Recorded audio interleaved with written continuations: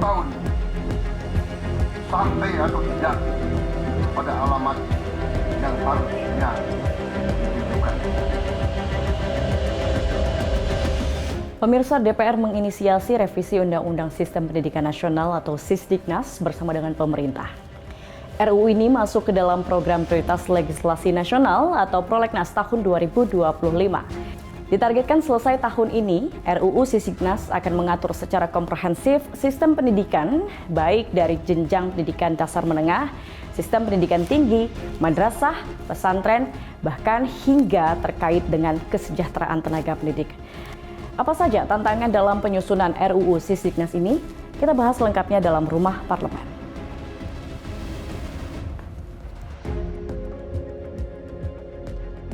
Revisi Undang-Undang Sistem Pendidikan Nasional telah lama dibahas dalam berbagai kesempatan untuk dilakukan perbaikan, bahkan dalam keanggotaan DPR periode sebelumnya.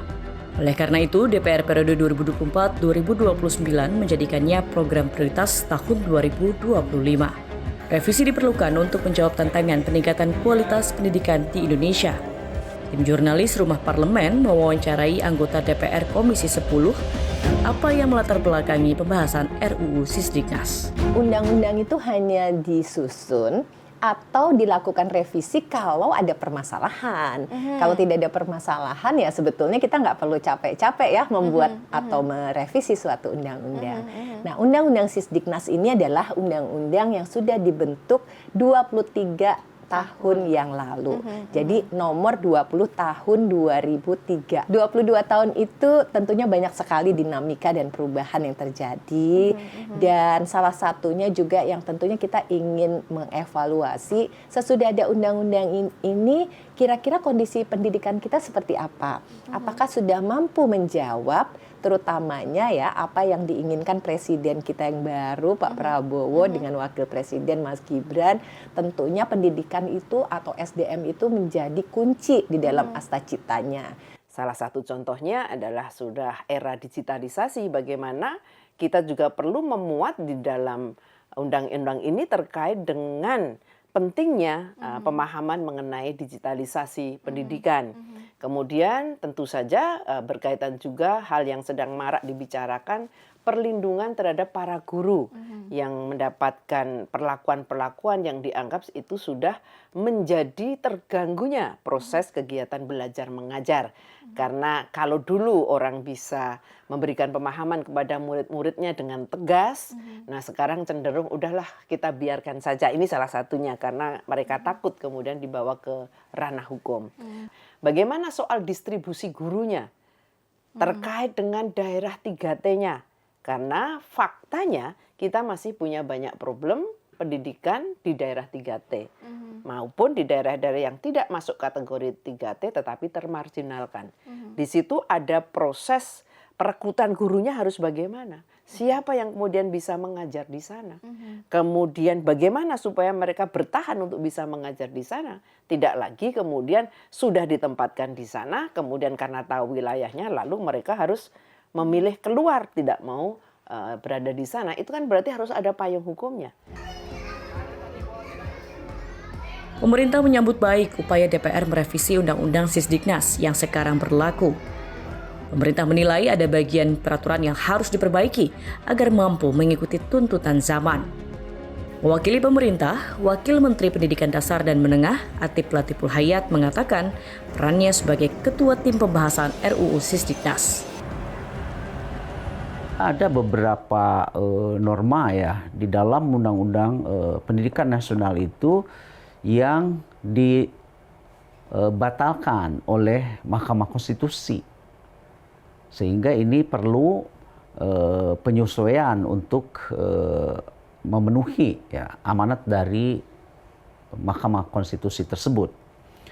Dan yang ketiga, yang tidak kalah pentingnya, terjadi satu perkembangan yang sangat cepat dan cukup signifikan, yaitu dalam masalah teknologi yang memiliki dampak cukup penting dan signifikan terhadap pendidikan, penyelenggaraan pendidikan, umpamanya fenomena artificial intelligence ya, kecerdasan artifisial yang memberikan beberapa dampak yang menyangkut ya berbagai aspek di dalam penyelenggaraan pendidikan. Nah, itu belum di-cover di dalam belum tercover dalam Undang-Undang Sistem Pendidikan Nasional gitu. Sehingga revisi adalah sebuah keniscayaan untuk dilakukan.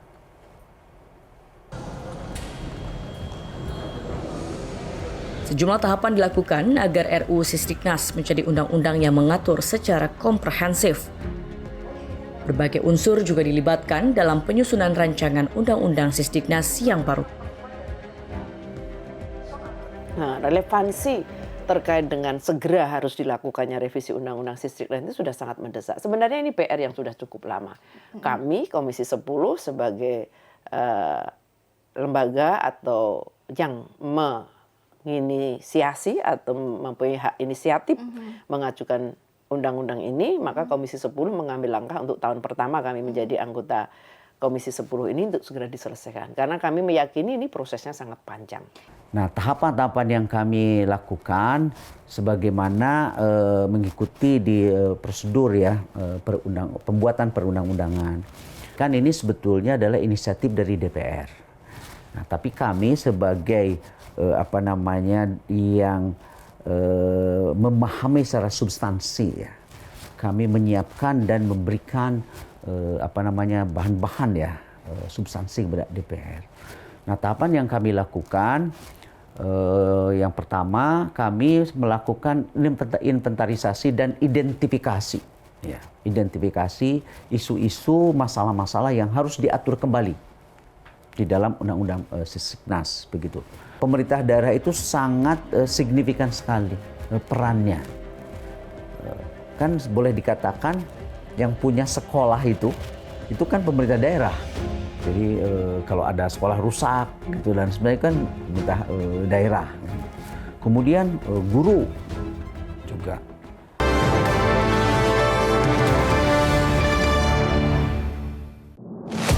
Bapak Ibu ini kan orang-orang pintar setaunya saya di Kemendikbud. Ya, hakim yang memutuskan vonis bebas mereka sakit semua. Kalau memang ada yang terlibat, langsung pecat Pak, langsung beri sanksi. Dan usulkan. Saya sudah. Saksikan dari ruang sidang hanya di TVR Parlemen.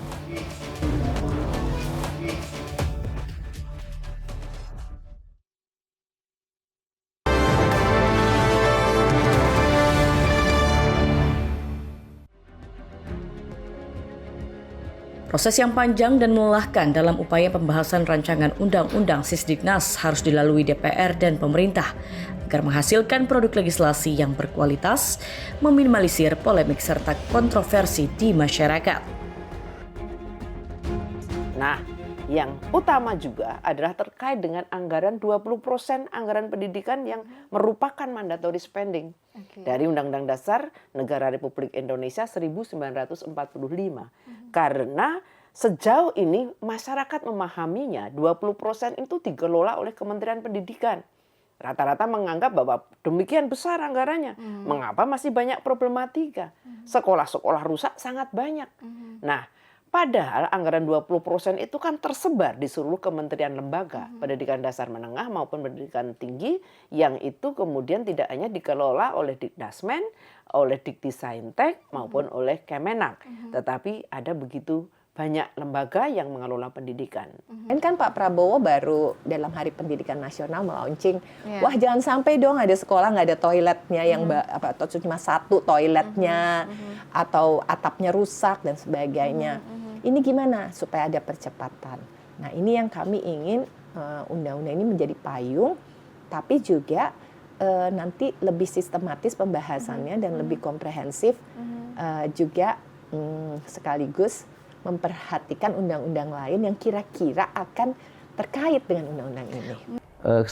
Ada kesepakatan ini kami dengan pihak DPR, Komisi 10 dalam hal ini dan juga kementerian terkait ya, yaitu Menteri Pendidikan Tinggi dan Saintek dan juga Kementerian Agama ya, untuk betul-betul mengembalikan Undang-Undang Pendidikan Nasional sekarang itu saya menyebutnya untuk kembali ke khitahnya begitu ya, sebagai sebuah sistem pendidikan nasional.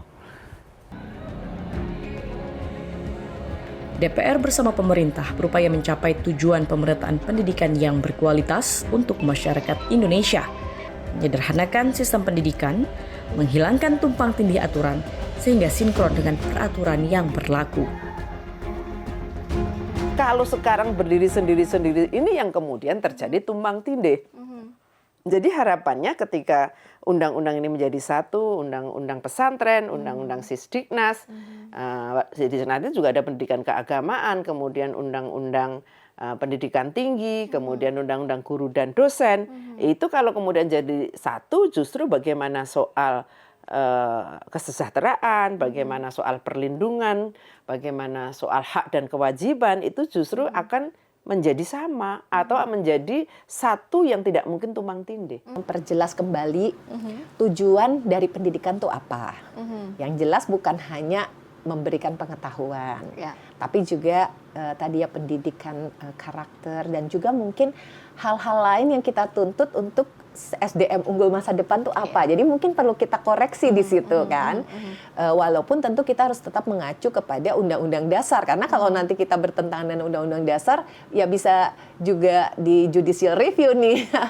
Kemudian bagaimana tadi menciptakan pendidikan yang lebih adil ya, lebih merata, lebih bisa diakses oleh semuanya. Kemarin kita juga membahas misalnya soal disabilitas, soal pendidikan inklusi, soal fasilitas untuk mereka yang membutuhkan hal yang berbeda, yang khusus gitu ya. Ya, harapan kami agar penyelenggaraan pendidikan betul-betul ya sesuai dengan amanah konstitusi, baik tujuannya untuk mencerdaskan kehidupan bangsa, begitu juga penyelenggaraannya ya. Untuk penyelenggaraan pendidikan ini kan juga melibatkan ya, selain kementerian terkait itulah pemerintah daerah. Itu juga salah satu isu penting ya untuk ditata kembali bagaimana relasi interaksinya, koordinasinya dengan pemerintah daerah. Nah, khusus kan untuk Kementerian Pendidikan Dasar dan Menengah itu, pemerintah daerah itu sangat signifikan sekali perannya. Kan boleh dikatakan yang punya sekolah itu kan pemerintah daerah. Jadi kalau ada sekolah rusak gitu dan sebenarnya kan pemerintah daerah. Kemudian guru. Nah, akan tetapi kita pemerintah pusat kan melakukan pembinaannya gitu untuk guru gitu. Nah, ini bagaimana ke depan dengan adanya undang-undang ini ya.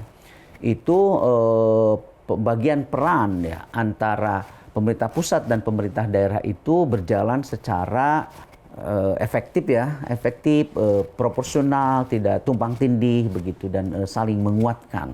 Dengan undang-undang Sisdiknas ini ketentuannya betul-betul terintegrasi, para penyelenggara pendidikannya juga dapat berkoordinasi, berkolaborasi, berinteraksi ya secara efektif ya, tidak tumpang tindih, tidak saling meniadakan, tapi saling menguatkan gitu. Pemirsa, revisi Undang-Undang Sistem Pendidikan Nasional atau Sisdiknas adalah sebuah keniscayaan. Perubahan yang begitu cepat dan persaingan global menuntut manusia Indonesia harus berkualitas. SDM berkualitas bisa didapatkan dari pendidikan yang berkualitas dan merata, dirasakan oleh seluruh masyarakat Indonesia tanpa terkecuali. Sebagaimana yang diamanatkan oleh Undang-Undang Dasar 1945. Kita harapkan Undang-Undang Sistem Pendidikan Nasional atau Sisdiknas yang baru kelak akan menjawab segala kebutuhan masyarakat Indonesia atas pendidikan. Saya Gadis Bianca, pamit undur diri. Kita berjumpa di Rumah Parlemen berikutnya. Jelajahi cara baru mendapatkan informasi. Download Metro TV Extend sekarang.